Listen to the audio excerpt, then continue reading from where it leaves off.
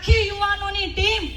Drugs બાબતે જાગૃતતા લાવશે ને જ્યાં જ્યાં ડ્રગ્સ તમને દેખાશે, જ્યાં જ્યાં જરૂર પડશે ત્યાં યુવા મોરચો વિરોધ પ્રદર્શન કરશે, નેતાઓને જડબા તોડ જવાબ આપશે અને એ લોકોને જમીન ઉપર ઉતરવા અમે મજબૂર કરીશું। જ્યારે પ્રેસ કોન્ફરન્સ બ્રિજરાજભાઈ સોલંકી દ્વારા કરવામાં આવી અને ત્યારબાદ જ્યારે આજે આવું જોઈનિંગ હતું કોળી સમાજના આગેવાનોનું, ત્યારે આ ભાજપના નેતાઓને બીક લાગી ગઈ, ડર લાગી ગયો કે આ યુવાનો પાછા અહીંયા આવશે, અહીંયા મોટી સંખ્યાની અંદર યુથ વિંગ ભેગું થશે અને ડ્રગ્સ બાબતનો જો વિરોધ કરશે તો અમારું શું થશે। ખરેખર જે પોલીસનો ઉપયોગ આમ આદમી પાર્ટીના નેતાઓને રોકવામાં કરવામાં આવે છે, બ્રિજરાજભાઈને ભરૂચથી અટકાયત કરી, છેક ભાવનગર પાછા મૂકી આવ્યા, આટલો ટાઈમ પોલીસને જો તંત્રને જે આવી રીતના આમ આદમી પાર્ટીના નેતાઓને રોકવા પાછળ કરે છે, એની જગ્યાએ આખા ગુજરાતની અંદર બેફામ દારૂ મળી રહ્યું છે। જો તો દારૂ અટકાવવાની અંદર કર્યો હોત તો અત્યારે જેમ ફાવે એમ ડ્રગ્સ મળી રહ્યું છે। આજે યુવા પેઢીને બરબાદ કરવા માટે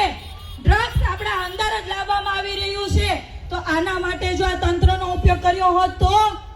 આજની આ યુવા પેઢી બરબાદ થઈ રહી છે, તો આ યુવા પેઢી બરબાદ ના થાય એના માટે આ તંત્રનો ઉપયોગ કરો તો આજે આ સુરત કે જે સુરતની અંદર ગૃહમંત્રી પોતે છે એ જ સુરત ક્રાઇમ કેપિટલ બની ગયું છે, તો એને રોકવા માટે આ તંત્રનો ઉપયોગ કરો તો પણ નહીં। સુરતની અંદર હત્યા થશે, 4-4, 5-5 વખત શરીરના ઘા કરીને હત્યા થશે, બેનો દીકરીઓની ઇજ્જતો લૂંટાશે, દુષ્કર્મ થશે, ડ્રગ્સ વેચાશે, દારૂ વેચાશે, ત્યાં તંત્રનો ઉપયોગ નહીં થાય ભાજપના નેતાઓથી। પણ જો આ તમામ બાબતો ઉપર બોલવા માટે આમ આદમી પાર્ટીના નેતાઓ આગળ આવશે, આમ આદમી પાર્ટીના કાર્યકર્તાઓ આગળ આવશે, સરકારને સવાલ કરશે, તરત જ તંત્રને સૂચના આપી દેવામાં આવશે કે આને રોકી દો। આજે સવારથી આમ આદમી પાર્ટીના કાર્યાલય ઉપર પોલીસનું કહેવાય ને કે આખી ટીમો ઉતારી દીધી, મોટી મોટી બસો, ખૂબ મોટી સંખ્યાની અંદર પોલીસ,